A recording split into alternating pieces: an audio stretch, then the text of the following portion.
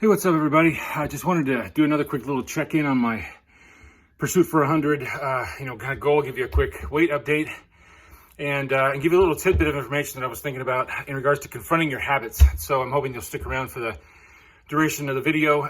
But as far as I'm actually about 2 days late on my update here. I actually weighed in on Monday. Today's Wednesday.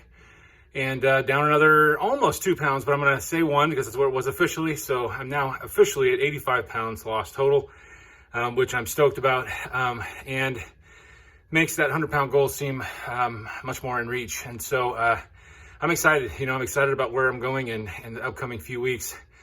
And I'm sorry I'm a little out of breath. I always tend to want to do an update right after a workout. I guess my mind gets a little clear. And I guess actually I should give you a real quick breakdown, because I told you in the beginning of the year that I was going to start focusing more on exercise, because I had been exercising, but just not really consistently over the last 9 months or so. And so what I'm actually doing is kind of a semi-interval type of workout. Right now I'm doing 5 different exercises, and I'll kind of give you a quick little breakdown of what that is or what it's going to look like here.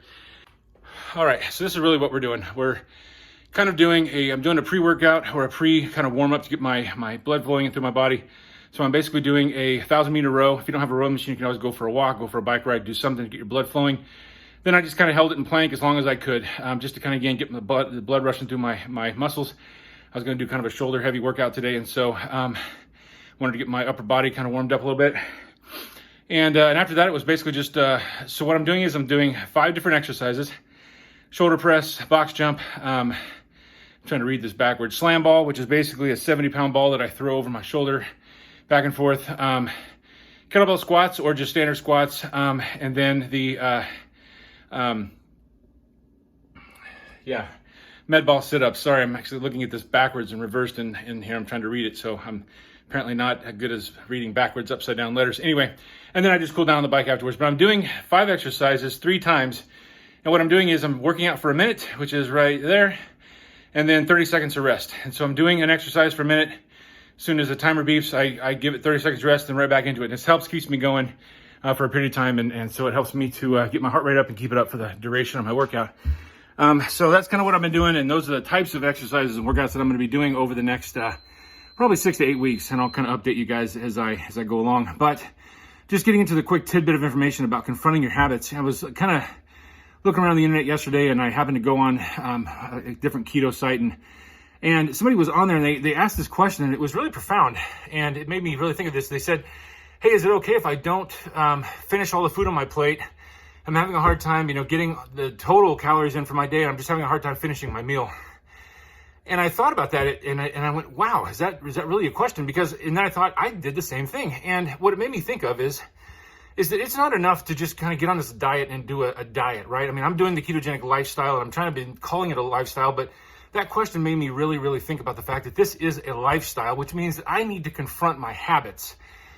What things do I do, or did I used to do, that would pretty much sabotage me over and over again? One of those things was, one of the habits I used to have was just always clearing my plate, right? That's just what you did.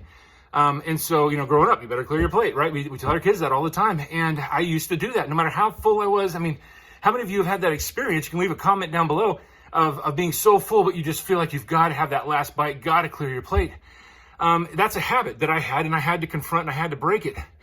Another one is that kind of mindless grazing and eating, and maybe showing up as you're cooking dinner, and you just grab a little bite of this and grab a bite of that. So what I'm trying to get at here is kind of my point to kind of bring this all back around is that don't just look at what you're doing to try to lose weight as a diet, or I'm doing this for a period of time. Look at it as a lifestyle change. And as a part of that lifestyle change, what are you doing to confront your habits? The things that are going to sabotage you. Let's say you do fantastic and hit your goal weight, and you're like, yes, this is what I want to do.